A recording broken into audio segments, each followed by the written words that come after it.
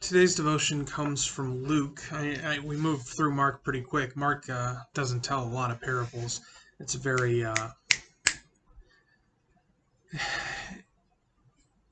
quick moving gospel. If you ever want to just like power through the gospel story, Mark is your book. So we're on into Luke for some more parables, and today we're going to spend our time in Luke chapter 6, verse 39. It says, "He also told them a parable. Can a blind man lead a blind man? Will they not both fall into the pit? A disciple is not above his teacher, but everyone, when he is fully trained, will be like his teacher. Why do you see the speck that is in your brother's eye, but do not notice the log that is in your own? How can you say to your brother, 'Brother, let me take the speck out of your eye,' when you yourself do not see the log that is in your own? You hypocrite!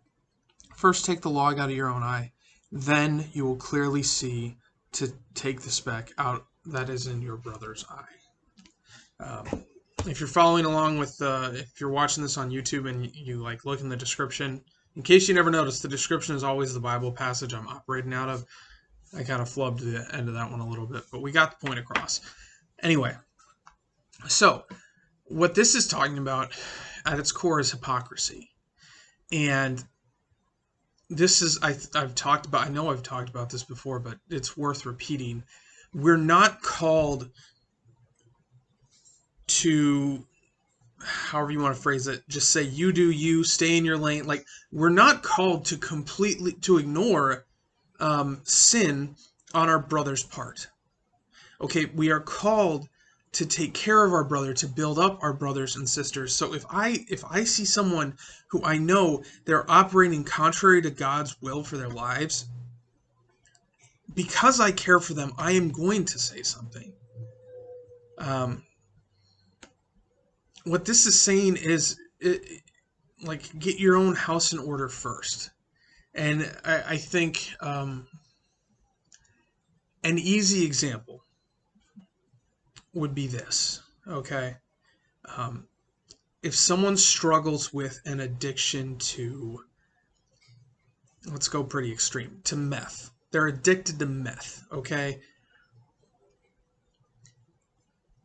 It would be totally out of place for them to tell me that I have an addiction to caffeine and I need to work on my addiction to caffeine. Okay, first of all, I'm not even that addicted to caffeine. Okay, if I don't have it, it's not like I get headaches or withdrawals or anything. I'm just a little sluggish, which, as far as I'm concerned, is just 21st century America. Anyway, beside the point. What I'm saying is it would be ridiculous for a meth addict to tell me, a caffeine addict, allegedly, that I need to tone back on my issue. That's kind of like a modern day version of this parable. What he's saying is, like, check yourself first before you step into that role. And he uses the blind analogy. Like, if I'm struggling with an addiction or I'm struggling with a certain sin, I don't really have the expertise to tell someone else how to deal with it. What I think is appropriate in those situations is to come alongside with other people who are struggling and say, hey, let's figure this out together. I think that's appropriate. That would be in the blind leading the blind. It would be like a blind person going to another blind person and saying, hey, let's find someone who can see, who can help us. Okay, so there's that support in community. But that's what this parable is getting at, is if you're going to, and it's appropriate, again, it's appropriate to help show and help teach other people the will of God for their lives. But you better check yourself first. So that's our lesson for today. That's our parable for today. Brothers and sisters, go in peace, serve the Lord. Thanks be to God.